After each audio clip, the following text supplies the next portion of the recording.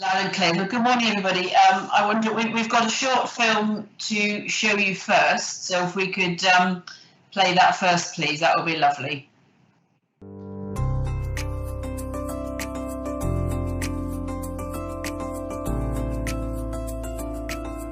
Hello, my name's Steph. I'm the project lead for Butterfly Cornwall here at RCHT. Butterfly Cornwall is a scheme to enhance end-of-life care for our patients and their loved ones. It's all about those little measures, those little moments that we can try and make memories to cherish. End-of-life care is everybody's business, and it's about getting it right for every patient every time, irrespective of their place of death. It is really important to look after our families as well as our patients at this really difficult time, and this is what the Butterfly Cornwall scheme is all about. As part of our work, our nurses liaise with many different wards and departments, embracing a multidisciplinary approach to palliative care and end-of-life care to ensure our staff feel confident and supported and better able to provide the care during these times of need. Hi, my name's Karen and I'm the fundraising manager for the Royal Cornwall Hospitals charity. We're really proud to be part of the Butterfly Cornwall project and have been so pleased to be able to fund some of the rainbow days that the teams were able to put in action for our end-of-life patients. We know how important it is to fulfil the wants and wishes of our patients and their families in their last days, and I'm really pleased to be able to be part of it.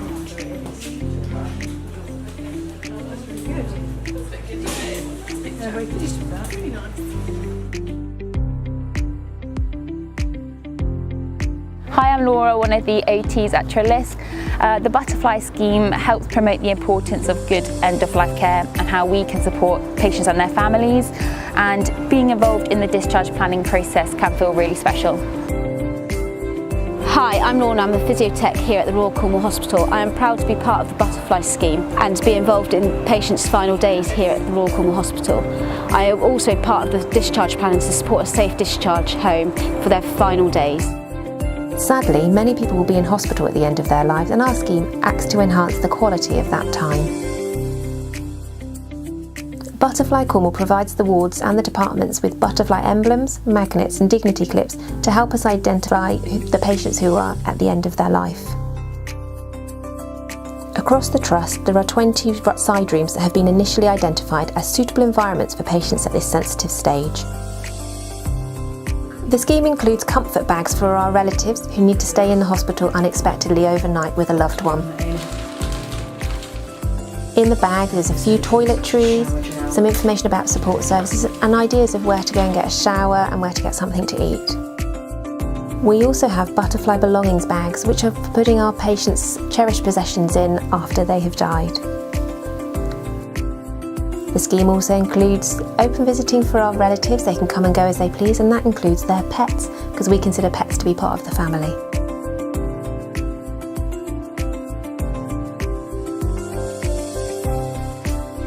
We work really closely with our chaplaincy team, who are able to organise a special licence for weddings if somebody wishes to get married at the end of their life. The chaplaincy team also offers valuable pastoral care for our patients, their families and indeed our own staff. The scheme includes Rainbow Days, which is where we add colour to someone's final days by making the moments matter as well as meeting their special wishes for comfort care. This includes wedding boxes for patients who wish to get married at the end of their life,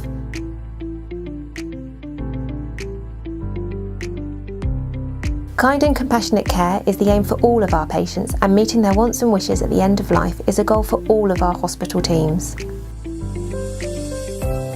Hi, I'm Todd, I'm the charge nurse on Grenville Ward, and we were recently introduced to the Butterfly scheme by the End of Life team, and I just wanted to feedback at how brilliant it was. It really engaged all the staff into thinking positively about people dying and giving them the best possible care at end of life. The teaching was succinct and passionately delivered. It inspired people to making real positive decisions about the end-of-life patients on the ward, and has generally improved the practice greatly as a result, and everyone is really engaged about it. When times are tough, we want to try and find a little bit of joy where possible, and that's what the scheme is all about.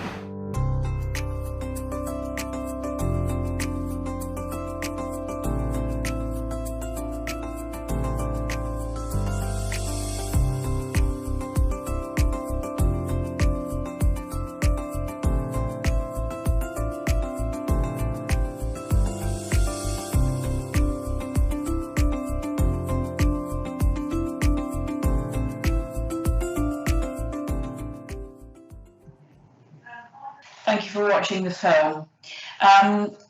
As we've said in the film, the whole ethos of Butterfly Cornwall is supporting our families, staff, and the patients in recognising that their needs are important.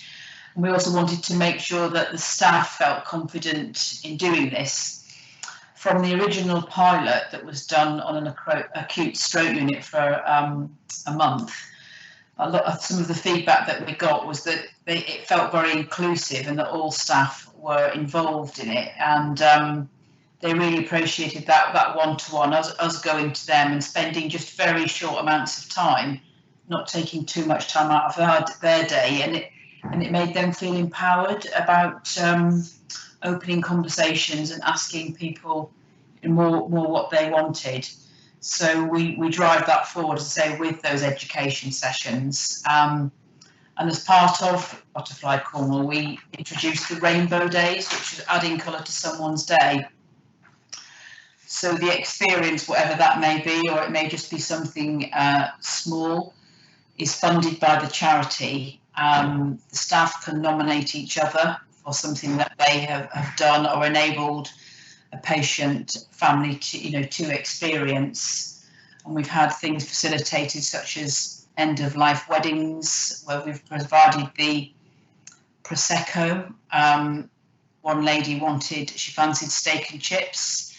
The staff nurse facilitated that to be delivered from a local pub. And those are the sorts of things that we would encourage, the small things that make a difference. We then pay out of the fund for the meal. The staff nurse gets a certificate and a badge, and it makes them feel really good and really empowered. I mean, it can be simple things just such as a newspaper, but it's just getting people to think differently, taking away the medicalisation at end of life and actually looking at what is important to the patient and their family and attempting to facilitate that. And there was one occasion where we facilitated someone to go for a trip to the beach, went in the ambulance, we helped with the costs of that, saw some friends and family and his pets, and I rang the ward once I knew he was safely back, and the student nurse said he had such a lovely big smile on his face. They had loads of lovely photographs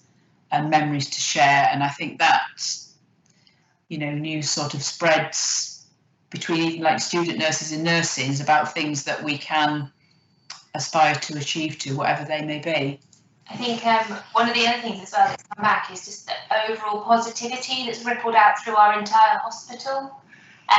One of the lovely things is it's such an inclusive scheme that it includes every member of patient-facing staff.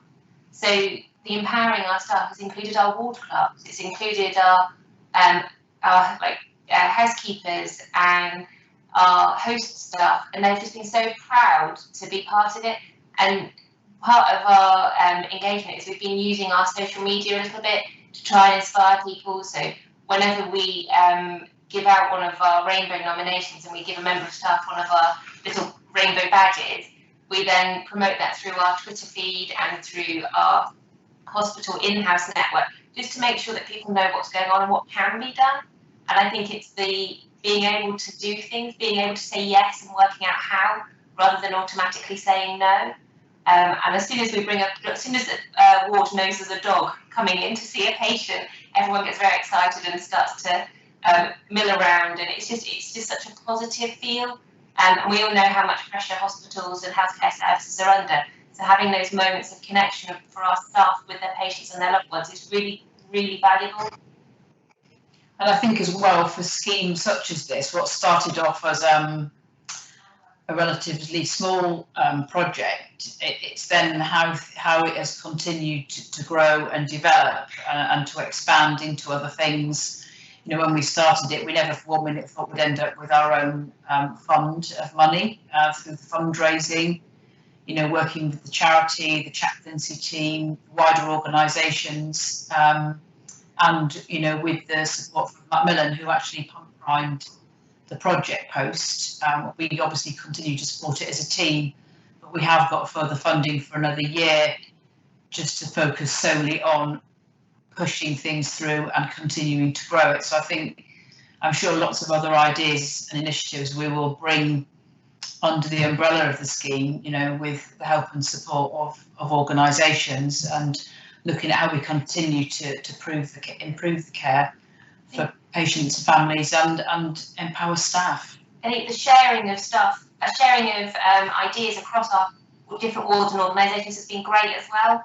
We've had one ward that has taken the initiative to write to each family of the patient who's died on their ward, just to do a personal message about that patient and just say about the care team and what they valued about looking after that patient and what they found to be a benefit.